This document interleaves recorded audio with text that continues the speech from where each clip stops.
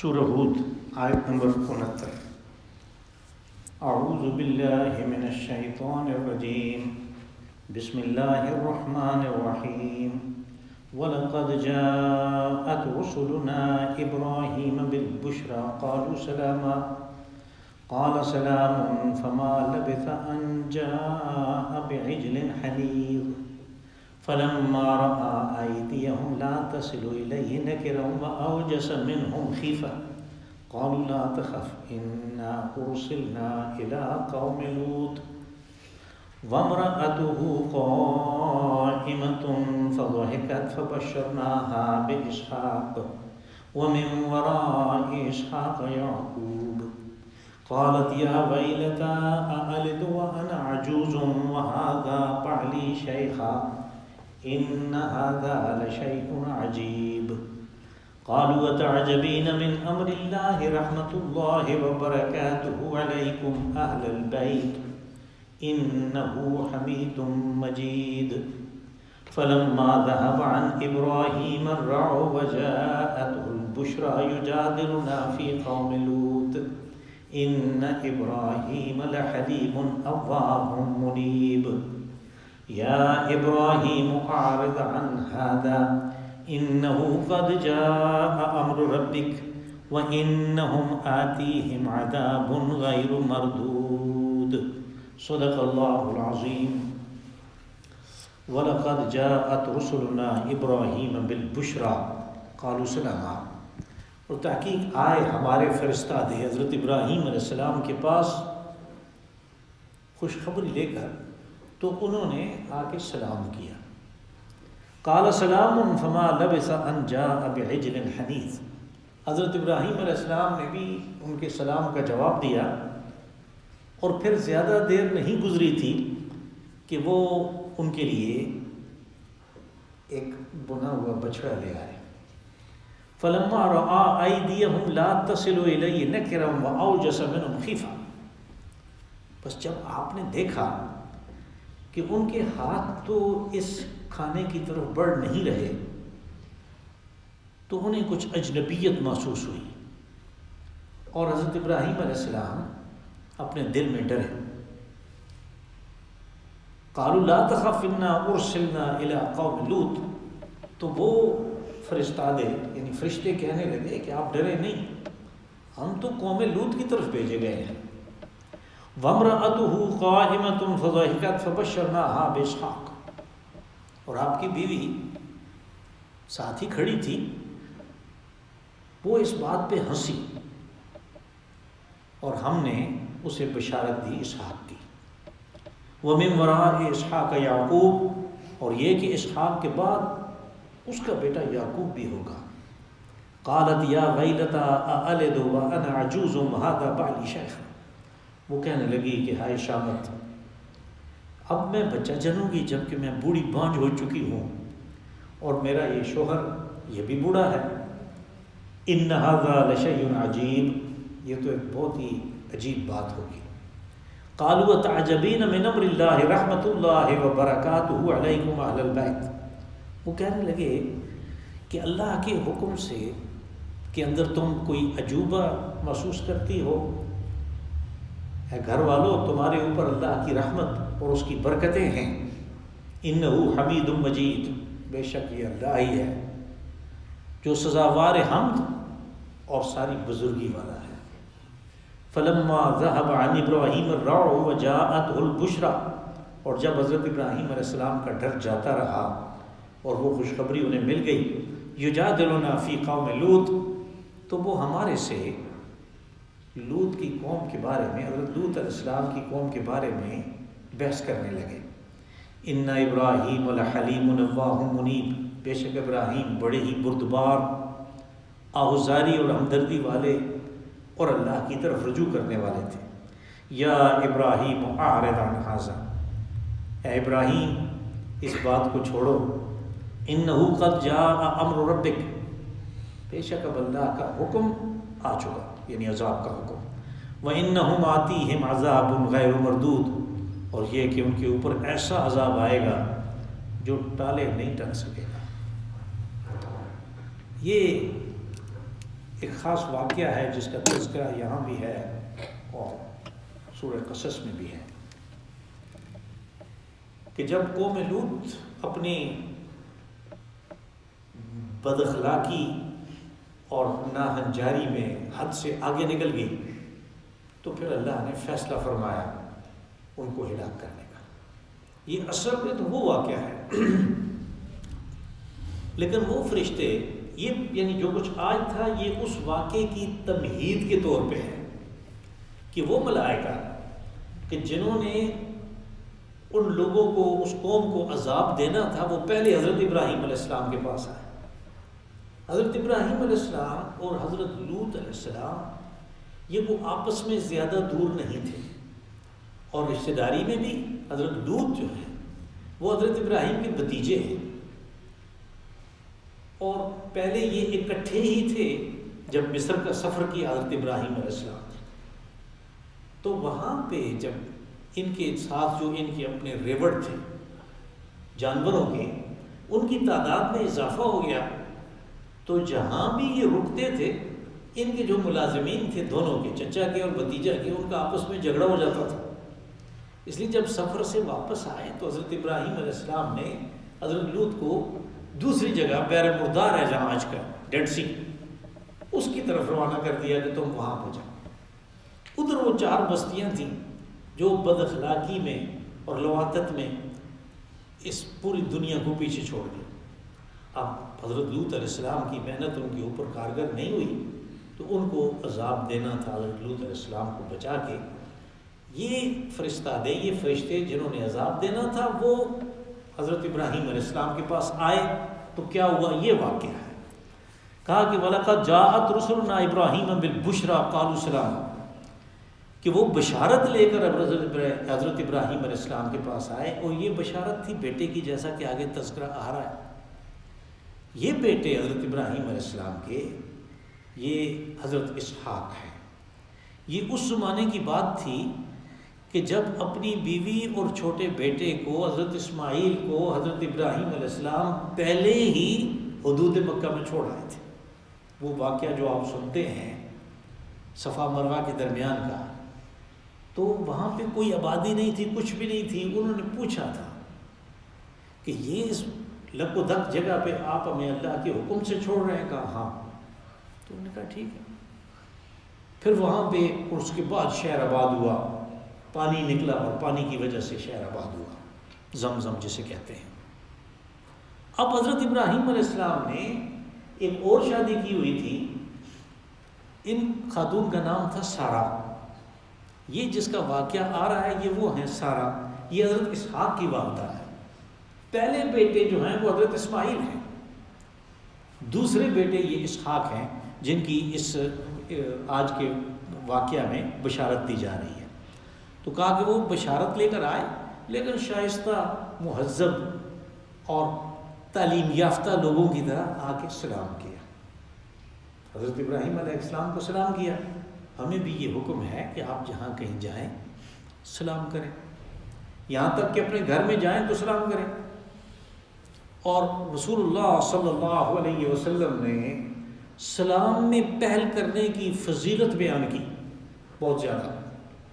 یعنی ان فضائل کو سن کے ایسے لگتا ہے کہ جیسے سلام میں پیچھے رہ گیا تو جنت میں جانے سے بھی پیچھے رہ گیا۔ تو ان ملائکہ جب یعنی یہ اسلام کی بات نہیں ہے، یہ پہلے کی بھی ہے، چونکہ اسلام ہی تھا تو وہاں پہ بھی انہوں نے پہلے سلام کیا۔ حضرت ابراہیم علیہ السلام نے سلام کا جواب دیا، لیکن اس بدویانہ زندگی میں جو طرز معاشرت تھا اس میں یہ ہے کہ مہمان کو کھانے پینے کا پوچھا جاتا ہے۔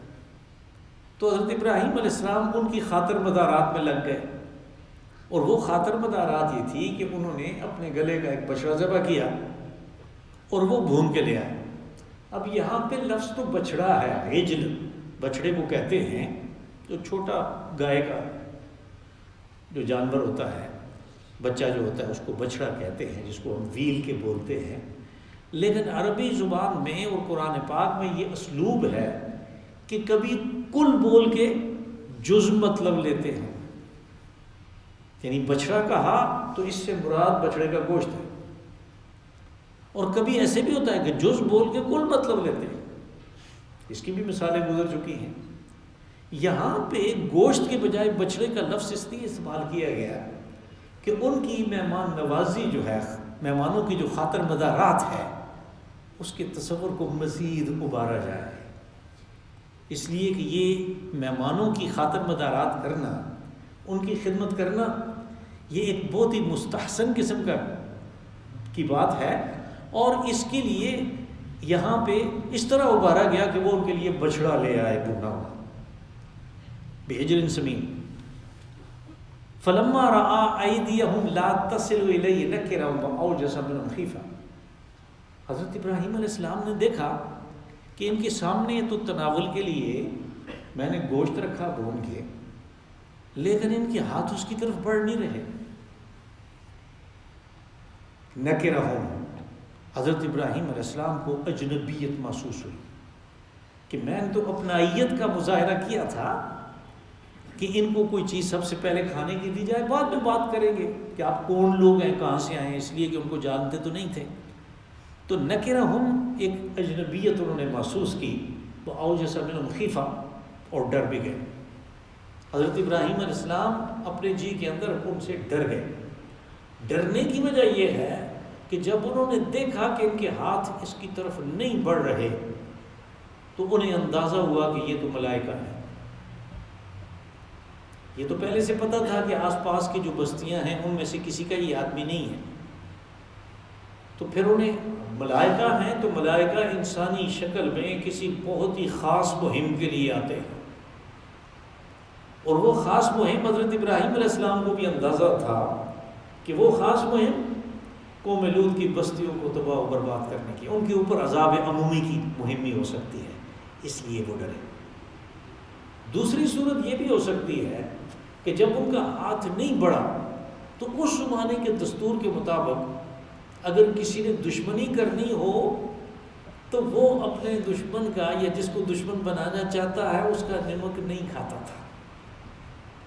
تو انہیں ہو سکتا ہے کہ یہ اندازہ ہوا ہو کہ یہ مجھے کوئی نقصان پہنچانے کے لیے آئے، لیکن بہت ہی یعنی اولو العزم من الرسل، بڑے جلیل القدر رسول ہیں، اس لیے یہ نہیں ہو سکتا کہ تھوڑی دیر کے اندر انہیں یہ اندازہ نہ ہو جائے کہ یہ ملائکہ ہیں، تو ڈر گئے۔ قالوا لا تخف انا ارسلنا الى قوم لوط، ملائکہ سمجھ گئے کہ ایک تو یہ ڈر گئے ہیں اور دوسرا انہیں اندازہ ہو گیا ہے کہ ہم ملائکہ ہیں، ہم فرشتے ہیں، ہم انسان نہیں ہیں، ہمیں کھانے کی ضرورت نہیں، تو وہ کہنے لگے آپ ڈرے نہیں، لا تخف، آپ ڈرے نہیں، آپ کو کسی قسم کا یا آپ کے گھر میں یا ادھر ادھر کوئی نقصان نہیں پہنچانا، ہم تو قوم لوط کی طرف بھیجے گئے ہیں۔ اب یہ بات ہوئی تو حضرت ابراہیم علیہ السلام کی بیوی جو سارہ ہیں وہ بھی کھڑی تھی، تو انہوں نے فرشتوں نے کہا کہ وَامْرَأَتُهُ قَائِمَةٌ فَضَحِكَتْ فَبَشَّرْنَاهَا بِإِسْحَاقَ، کہ حضرت ابراہیم علیہ السلام کی جو بیوی سارہ تھی وہ بھی کھڑی تھی، تو انہوں نے اس کو بیٹے کی خوشخبری سنائی کہ تیرے ہاں ایک بیٹا پیدا ہوگا، اور بیٹے کا نام بھی بتا دیا کہ اس کا نام اسحاق ہے۔ اب یہ ایک بڑی عجیب و غریب بات تھی۔ حضرت ابراہیم علیہ السلام کی عمر اس وقت لگ بھگ 100 سال تھی، اور سارہ کی عمر بھی 90 سال سے اوپر تھی، اور یہ وہ خاتون تھی کہ جس کے ہاں جوانی میں بھی کوئی بچہ پیدا نہیں ہوا، یعنی وہ بانجھ تھی۔ دوسری جگہ اس کے لیے باقاعدہ بانجھ کا لفظ استعمال ہوا، عجوز عقیم، یعنی بوڑھی اور بانجھ، تو اس کے لیے یہ حیرانگی کی بات تھی، لیکن بیٹے کی خوشخبری حیرانگی کے ساتھ ساتھ ایک خوشی کی خبر بھی ہے، اس لیے اس کا جو ہنسنا ہے قائمۃ فضاحکت، یعنی ضاحکت کہتے ہیں اس ہنسی کو کہ جس میں آدمی کے یہ سائیڈوں کے جو کناروں کے دانت ہیں یہ بھی نظر آئے، اگر صرف آگے والے نظر آئے تو یہ ہنسنے کا وہ لیول ہے جس کو تبسم کہتے ہیں، یہ عربی زبان کا لفظ ہے، سورہ نمل میں استعمال ہوتا ہے فتبسم ضاحکا من قولها، کہ جب چیونٹی نے کہا، چیونٹی کو جو سردار چیونٹی تھی اس نے باقی کو کہا کہ تم اپنے آپ کو بچاؤ، سلیمان کا لشکر آ رہا ہے، یہ تمہیں روک ڈالے گا۔ تو حضرت سلیمان علیہ السلام چونکہ جانوروں کی زبان سمجھتے تھے تو وہ یہ بات سن کے مسکرائے، فتبسم ضاحکا من قولہ، تو وہ تبسم ہے جس میں صرف آگے کے دانت نظر آئے۔ یہاں پہ ضحکت، تو ضحکت یعنی وہ ہنسی، اس میں سائڈوں کے دانت بھی نظر آتے ہیں، یعنی آدمی تھوڑا زیادہ کھلکھلا کے ہنستا ہے۔ اس ہنسنے میں اس خاتون کی یعنی حیرت اور خوشی، یہ دونوں چیزیں شامل ہیں۔ اور انہوں نے جو خوشخبری سنائی وہ بڑی عجیب و غریب تھی کہ اسحاق ہے، اور کہا کہ اس اسحاق کا ایک بیٹا پیدا ہوگا، اس کا نام یعقوب۔ یعنی اس میں خوشی کی ایک اور بات بھی ہو گئی کہ اسحاق پیدا ہوگا، وہ بڑا ہوگا، وہ جوان ہوگا، وہ زندگی پائے گا، اور پھر اس کے ہاں ایک بیٹا پیدا ہوگا، اس کا نام یعقوب ہے۔ یعنی اس میں وہ جو خوشخبری تھی وہ اصل میں دو چند ہو گئی، بہت زیادہ اس کا جو حساب ہے وہ بہت زیادہ ہو گیا کہ بیٹے کے بعد پوتے کی بھی خوشخبری سنا دی۔ قالت یا ویلتا أألد وأنا عجوز وهذا بعلی شیخا، تو انہوں نے بالکل خواتین کی طرح یہ بات کہی کہ ہائے شامت، یا ویلتا میں بچہ جنوں گی، أألد وأنا عجوز، اور میں بوڑھی ہو چکی ہوں، وهذا بعلی شیخا، اور یہ میرا شوہر جو ہے یہ بھی تو بہت بوڑھا ہے، بوڑھا ہو چکا ہے۔ ان ھذا لشیء عجیب، کہا اگر یہ بات ہو تو یہ بہت ہی عجیب بات ہوگی۔ عجیب تو ہے، لیکن اب مسئلہ یہ ہے کہ جب اللہ نے کسی چیز کا فیصلہ کر لیا تو پھر اللہ کے لیے وہ کام کرنا، اس میں کوئی مشکل، کوئی عجیب والی بات، کوئی ایسی چیز نہیں ہوتی۔ اس لیے ملائکہ نے اگرچہ انہیں اس بات کا اندازہ ہو گیا کہ ان کی یہ بات صرف اس تسلی کے لیے ہے کہ اتنی بوڑھی اور اتنا بوڑھا آدمی اور ان کے ہاں بچہ پیدا ہوگا، تو جو ظاہری اسباب ہیں ان کو، جو ظاہری رکاوٹیں ہیں ان کو توڑ کے یہ خوشخبری پوری ہوگی، وہ اس بارے میں تسلی چاہتی تھی۔ پس ملائکہ نے کہا اتعجبین من امر اللہ رحمت اللہ وبرکاتہ علیکم اہل البیت، کہ تم اللہ کا جو حکم ہے اس سے حیران ہوتی ہو، اس سے تمہیں جو کوئی اجنبیت محسوس ہوتی ہے، عجیب بات نظر آتی ہے، تمہارے اوپر تو اللہ کی رحمتیں ہیں اور برکتیں ہیں، اے نبی کے گھر والوں۔ اب یہاں پہ انہوں نے کہا اتعجبین، یہ مؤنث کا صیغہ استعمال ہوا اس لیے کہ ایک عورت سے بات کر رہے ہیں، لیکن ساتھ ہی یہ کہا کہ علیکم، یہ مذکر کا صیغہ ہے۔ تو خواتین کا جب احترام کیا جاتا ہے عربی زبان میں تو پھر ان کے لیے مذکر کا صیغہ استعمال کیا جاتا ہے۔ اور یہ بات رسول اللہ صلی اللہ علیہ وسلم کے اہل بیت کے ساتھ بھی ہوئی، جب سورہ احزاب میں یہ بات آئی کہ انما یرید اللہ لیذھب عنکم الرجس اہل البیت، عنکم الرجس، مذکر کا صیغہ استعمال ہوا حالانکہ خواتین سے خطاب ہو رہا ہے، تو وہاں پہ بھی یہی بات ہے۔ اس میں ایک تو پردہ داری کی بات ہے اور دوسرا ان کی عزت و احترام ہے، مذکر کا صیغہ استعمال کر کے۔ تو کہا کہ گھر والوں تمہارے اوپر اللہ کی بڑی مہربانی ہے، اس کی رحمت ہے، اور اس کے اوپر، تمہارے اوپر اس کی برکتیں ہیں۔ انہ حمید مجید، بے شک یہ اللہ ہی ہے جو ہر قسم کی تعریف اور سپاس کا سزاوار ہے، اور وہ ساری بزرگی اور برتری اور بڑائی اس کی ہے۔ مجید، حمید حمد سے ہے، اور تفعیل کے بعد میں مبالغہ کا صیغہ ہے، یعنی ساری تعریفیں اس کی ہیں جب ہم کہتے ہیں الحمدللہ رب العالمین۔ اور مجید مجد سے ہے، مجد بزرگی کو کہتے ہیں، یہ بھی اسی طرح باب تفعیل سے ہے، تو ساری بزرگی اور ساری سپاس و تعریف صرف اللہ کے لیے ہے۔ فلما ذهب عن ابراہیم الروع وجاءت البشرى یجادلنا فی قوم لوط، جب حضرت ابراہیم علیہ السلام کا ڈر دور ہو گیا کہ یہ ملائکہ ہیں، یہ مجھے کوئی نقصان پہنچانے کے لیے نہیں آئے، اور انہیں پتہ چل گیا کہ یہ قوم لوط کے لیے آئے ہیں، تو چونکہ حضرت ابراہیم علیہ السلام جیسے کہ اگلی آیت میں یہ بات آتی ہے بہت ہی رقیق القلب تھے، نرم دل تھے، اس لیے آپ نے حضرت اللہ کے ساتھ سامنے آہوزاری کی کہ ان کو چھوڑ دیا جائے۔ یجادلنا مجادلہ، یعنی پہلا سٹیج جو ہوتا ہے آپ کسی سے بات چیت کرتے ہیں کسی اختلافی مسئلے پہ تو وہ بحث مباحثہ ہوتا ہے، اس سے آگے جب آپ اپنی بات زور سے منوانا چاہتے ہیں، خوب دلائل دیتے ہیں، جھوٹے سچے سارے دلائل اکٹھے کرتے ہیں، تو یہ مجادلہ ہو جاتا ہے۔ وہاں پہ بھی جب بات نہیں بنتی، دونوں فریق آپس میں ان کا رضینامہ نہیں ہو رہا کسی چیز کے اوپر، تو پھر مقاتلہ ہوتا ہے، یعنی وہ آپس میں پھر لڑائی کرتے ہیں۔ یہ مجادلہ ہے یہاں پہ یا قرآن پاک میں دوسری جگہ پہ جہاں یہ واقعہ ہے، اس مجادلے کی تفصیل نہیں ہے، لیکن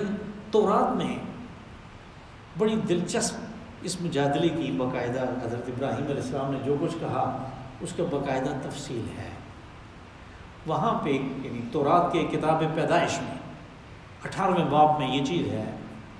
کہ حضرت ابراہیم علیہ السلام اللہ سے آہوزاری کرتے رہے اور کھڑے رہے اور کہا کہ یا اللہ، اس بستی میں سارے کے سارے تو ایسے نہیں ہیں، ہو سکتا ہے کوئی 50 آدمی ایسے ہوں کہ جو تیری معرفت رکھتے ہوں، تو باقیوں کی وجہ سے تو ان کو بھی نابود کر دے گا۔ اللہ پاک نے فرمایا نہیں، اگر 50 ہوئے تو میں ان 50 کی وجہ سے سب کو چھوڑ دوں گا۔ تو حضرت ابراہیم علیہ السلام نے فرمایا کہ ہو سکتا ہے 5 کم ہو۔ اللہ نے جواب دیا کہ اگر 45 بھی ہوئے تو ان 45 کی وجہ سے میں ساری بستی کو چھوڑ دوں گا۔ کہا کہ اگر 40 ہوئے تو، کہا کہ 40 بھی ہوئے تو چھوڑ دوں گا۔ 30 کی بات ہوئی، 20 کی بات ہوئی، 10 پہ آ کے حضرت ابراہیم علیہ السلام رک گئے، وہاں پہ 10 تک ہی۔ اللہ پاک نے فرمایا کہ اگر 10 آدمی بھی اس بستی میں صاحب ایمان ہوئے تو ان کی وجہ سے میں ساری بستی کو چھوڑ دوں گا۔ اس بستی کا نام سدوم تھا، اور یہ بالکل پاس میں ہمارا ایک بستی تھی، تو باقی 2 اور بھی تھی لیکن وہ بہت چھوٹی تھی۔ اب اللہ پاک نے حضرت ابراہیم علیہ السلام کی تسلی کر دی کہ وہاں پہ ایسا کوئی نہیں ہے، جو رسول ہے اور اس کے جو ساتھی ہیں ان کو بچا لیں گے، لیکن ان کو ہم نہیں چھوڑیں گے۔ کیوں؟ پہلے تو کہا کہ ان ابراہیم لحلیم اواہ منیب، ابراہیم بڑا ہی بردبار تھا، اور اواہ آہ سے مبالغہ کا صیغہ ہے، یعنی آہوزاری کرنے والا، ہمدردی کرنے والا، بہت زیادہ التجا اللہ سے کرنے والا۔ اواہ منیب، انابت، اللہ کی طرف رجوع کرنے والا تھا۔ تو اس نے جب یہ بات سنی تو اسی کی طرف رجوع کیا۔ یا ابراہیم اعرض عن ھذا، حکم ہوا کہ ابراہیم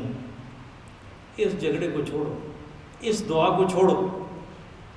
یہ جو تمہارا بحث مباحث ہے ہمارے ساتھ کہ اس بستی کو ہلاک نہیں کرنا چاہیے، اس کو چھوڑو، اس لیے کہ انہ قد جاء امر ربک، کہ بے شک اللہ کا جو فیصلہ ہے عذاب کا وہ صادر ہو چکا ہے۔ اب جب اللہ کا عذاب کا فیصلہ صادر ہو گیا اور قوم اس حالت میں پہنچ گئی کہ ان کو عذاب عمومی سے دوچار کیا جائے، تو پھر تو اس میں سے واپسی کوئی نہیں ہے۔ قد جاء امر ربک، امر سے مراد امر عذاب ہے کہ وہ فیصلہ صادر ہو چکا۔ انہم آتیہم عذاب غیر مردود، اور یہ فیصلہ یہ ہے کہ ان کو وہ عذاب دیا جائے گا کہ جو ٹالے نہیں ٹل سکے گا۔ مردود رد کہتے ہیں نا، رد یعنی ہٹا دینا، ریجیکٹ کر دینا۔ کہا کہ وہ اس کو ٹال نہیں سکیں گے اس عذاب کو، اور یہ وہ عذاب ہے غیر مردود کہ جس کی وجہ سے وہ ساری کی ساری بستیاں بالکل ملیا میٹ ہو گئی، اس دنیا سے صفحہ ہستی سے ملیا میٹ ہو گئی، اس لیے کہ ملائکہ نے ایک بستی کو جو بڑی تھی اٹھایا اور اس کو دوسری کے اوپر پٹخ دیا، اور وہ دونوں زمین کے اندر دھنس گئیں۔ اور بحر مردار جو اس زمانے میں تھوڑا تھا، جب پانی کا لیول، جب زمین کا لیول نیچے چلا گیا تو وہ پانی اور بھی آ گیا۔ اس طرح بحر مردار ایک بڑا سمندر، ایک بڑا بحیرہ جو ہے وہ بن گیا، یہ اردن میں ہے۔ اللہم صلی وسلم وبارک وانعم علی عبدک ورسولک ونبیک محمد